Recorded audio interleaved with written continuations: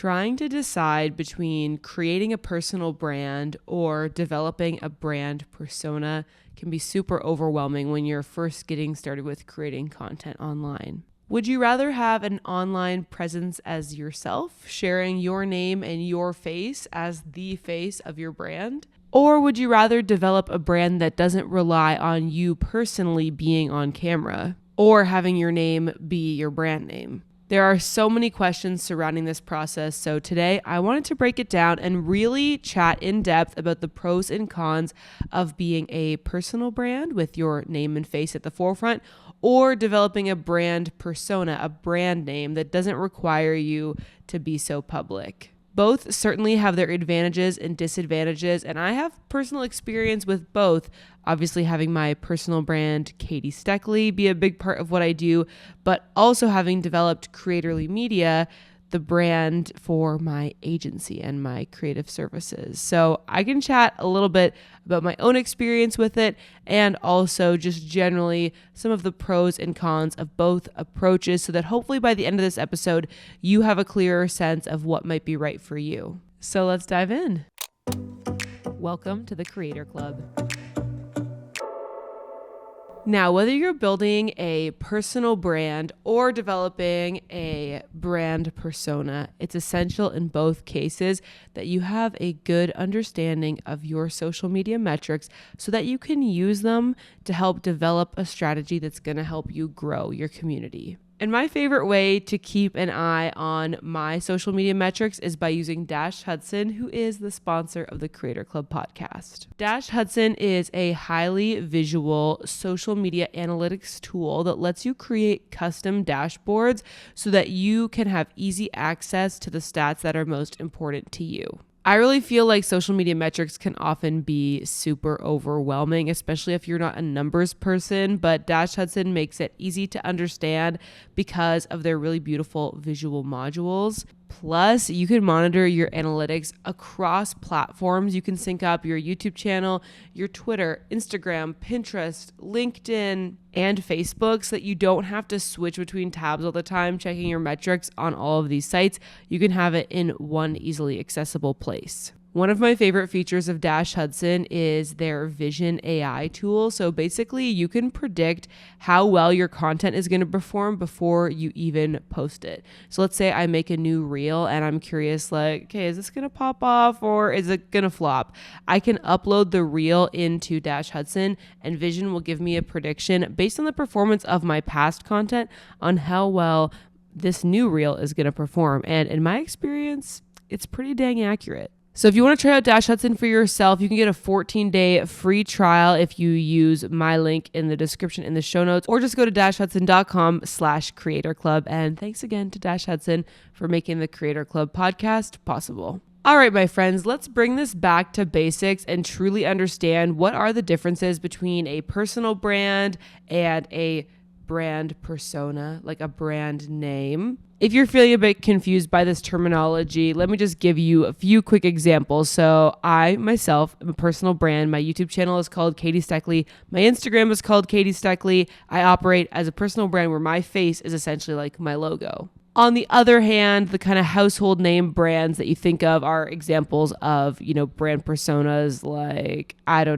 Apple, Nike. These are brands that we know from their name, not from like Steve Jobs, for example. Either route is a very legitimate choice if you're trying to build a brand online, though each of them might have different advantages in different scenarios, which is what we're going to break down. Some of the essential components of building a successful personal brand include, of course, using your name and face as the forefront of your brand, and through that, developing a relationship with your viewers, your audience, your community, your customers. It's really about sharing your own unique story and perspective and really leaning into that human aspect to build that deeper connection. Obviously, this is a really clear fit for a lot of content creators, and it feels like a good fit for me because I love making videos. I love being on camera. So it'd be very difficult for me to, host a podcast or a YouTube channel that is, a brand instead of me. Though not impossible, right? We definitely see examples of like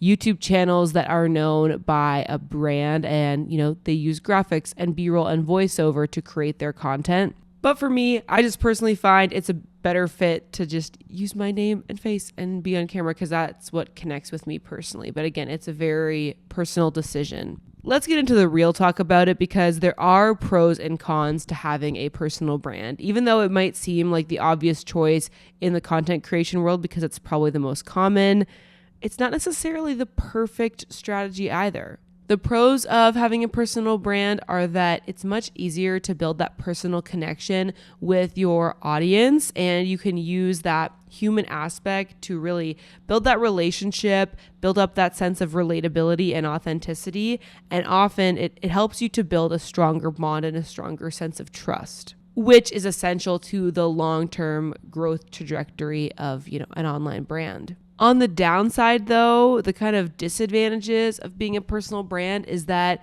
it's a lot of vulnerability, honestly. Like you really do have to put yourself out there. Some people will have, privacy concerns of their name and face being available online for anybody to find and see.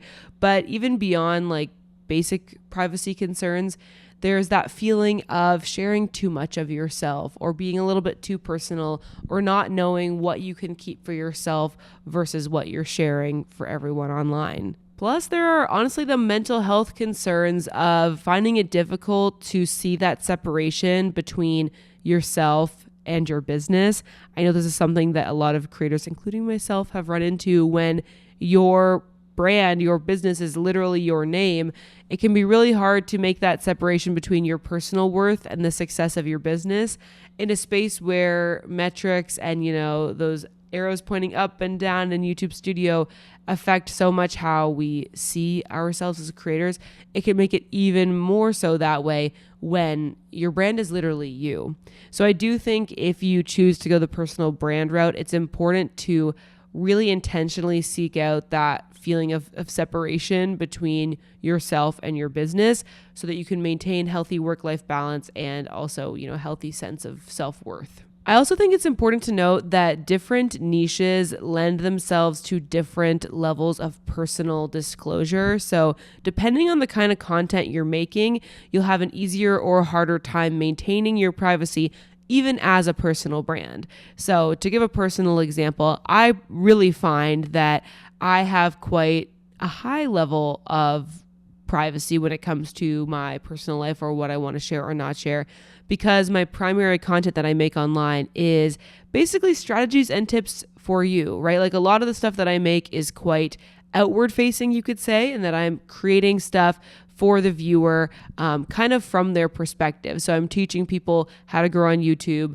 how to create an Instagram content calendar, all of these things to do with content creation and business. It's kind of about that. It's not so much about me. So I don't necessarily need to share, oh, this is like the cute bakery that I went to this morning, or this is my typical coffee order, or these are the clothes that I've purchased recently.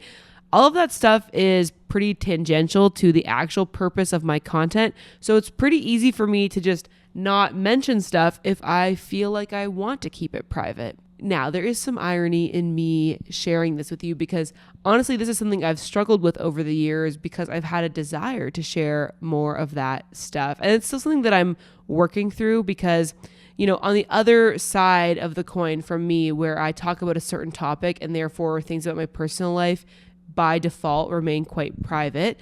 The opposite of that is your typical lifestyle influencer whose entire job is sharing the cute bakery that they went to this morning, what their favorite coffee order is, what their new clothes are, what their skincare routine is. Like that is the subject matter of their content. And so then by default, when you're in that kind of a niche, you're going to be sharing stuff that's more personal to you. And why I think it's ironic is for so long, I really desired to share that kind of content. And I really, growing up, like as a teenager, like really idolized lifestyle content creators and really felt like that's what I wanted to do. You know, like even when I was like 15 or whatever, I would like make beauty tutorials because that's the kind of thing that I was watching and seeking out. And so there was some time where I felt a little bit of niche regret or almost some resentment towards the fact that, you know, people were interested in my content for the subject matter and not for these like details of my lifestyle, basically. But I think as I've continued in this career and I've like gotten a little bit older, I've realized the benefits of being able to choose what you do and don't want to share. And I kind of feel more grateful now for the content that I make for the sake of, you know, it allows me to decide more about what parts of my personal life I want to share or not share. So anyway, that was a little bit of a side tangent, but I do think it's important to discuss when you are thinking about going down this path as a content creator, like what am I setting myself up for in terms of expectations from my audience about what I will share and what I won't share. And I should say, even as a lifestyle creator, obviously you 100% can still have boundaries. You can decide what parts of your life make it onto the Instagram story and what doesn't. You don't have to feel like you owe your audience every last detail of your life just because you're a content creator. But I do think that realistically, you know, depending on the niche that you're in, you'll feel more or less pressure to share certain things. In general, if you are more of like a topical YouTube channel or Instagram or whatever your platform is, you will have more privacy and freedom in your personal life. If your content is more just you and, you know, your lifestyle, then you're probably going to feel less privacy and less freedom in terms of, you know, being able to hold back some of that info. So just keep that in mind as you're navigating the world of being a personal brand. There's so many different shades of gray to it. And of course, you can always decide what you're comfortable with. But yeah, different contexts will feel like different levels of pressure for this kind of thing. Now that we've talked a lot about personal brands, let's flip the page and discuss a little bit the pros and cons and strategies of building a brand persona, a brand name. Having a strict brand name that is not, you know, a personal name or face or whatever has a lot of advantages in terms of clarity of messaging and clarity of the purpose of that brand's content, product, or offerings in general. I would say the main dichotomy between these two options can be summarized as this. A personal brand lends itself well to human connection, but maybe not so well to clarity of purpose or value add, whereas a brand name might be harder to connect with on a human-to-human level, but it does really lend itself well to clarity of purpose and value add. And so what this translates to, at least in the beginning, at the very beginning of starting a brand when you have 0 followers, you know, no audience, is I actually think it's easier to grow just a brand name at the outset because you can literally have in the name, what is this for? You know, what value do you get out of it? Like all of the branding can be designed around the focus of the end, you know, viewer, community member, customer, whatever your purpose is. And so you can very clearly craft it to make it obvious to the people that you're trying to attract. What do they get out of consuming this content? What do they get out of following me? And so you can design everything for that purpose. So at the beginning, it's going to be a little bit easier to capture that attention because it's very clear to the viewer, what do I get out of this account? Whereas with a personal brand, if it's just somebody's name, there's obviously a lot you can do to optimize it so that, say, in your bio, you describe like who you're creating content for and you can have consistency in your content and all of that. But at the end of the day, it still just is a name and a face. And while that is really effective at human connection in the long term, as that face and name become familiar and you've seen it a number of times, but at the beginning, when it's just a name and a face, like that is basically a stranger to you, right? To, you know, your potential viewer. And so as you get that familiarity and that repetition with a personal brand, that's where its strength really comes out in like building that deeper relationship. But in the beginning, a name with a logo that is well crafted and well designed to connect with that potential target demographic, that's going to have probably an easier time making that initial connection. So it's almost like, there's different points in the game where one is more helpful than the other. I really think with a personal brand, it's that slow burn of like starting to get your audience familiar with you. And in the long term, that's when you really skyrocket. Whereas with a brand name at the beginning, you'll have an easier time like connecting with people because it's just extremely clear what they're going to get out of your content. But in the long term, you might have a harder time maintaining that relationship because it doesn't have that personal aspect. Now, one of the big advantages of developing a brand persona that's not connected to you personally is that sense of privacy and kind of freedom in your personal life that you might not feel if you had a personal brand. And another huge advantage is that clarity of purpose and clarity of value add that I was mentioning before.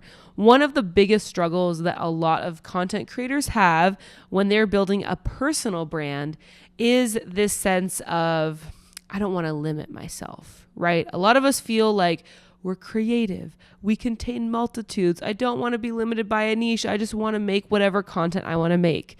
Okay, a lot of us feel that way. And unfortunately, what that often leads to in the social media landscape is creating content that is inconsistent. It's unclear who the audience is, and you might have trouble growing when you are creating like this huge variety of stuff that's just based on what you're passionate about. On the other hand, with a brand persona, if you are developing that from the outset, you kind of have a plan of what is this brand for? Like clearly this is meant to be a business with a certain target demographic. It's a little bit easier psychologically to limit the scope of a brand than it is to limit the scope of you as a person, because that's something that is really difficult to, again, wrap your head around, is the difference between you as an individual and the personal brand that you're building online.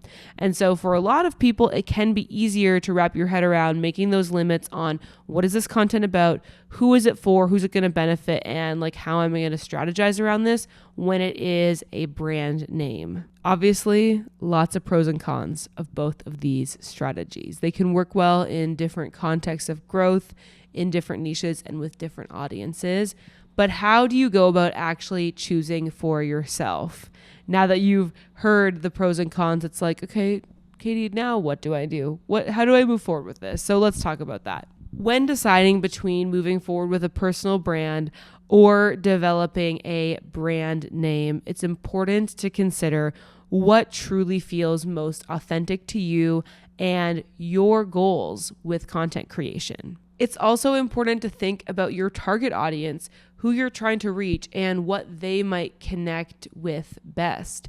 Some target audience groups are going to be more invested in personal brands, like faces of people that they can build that relationship with.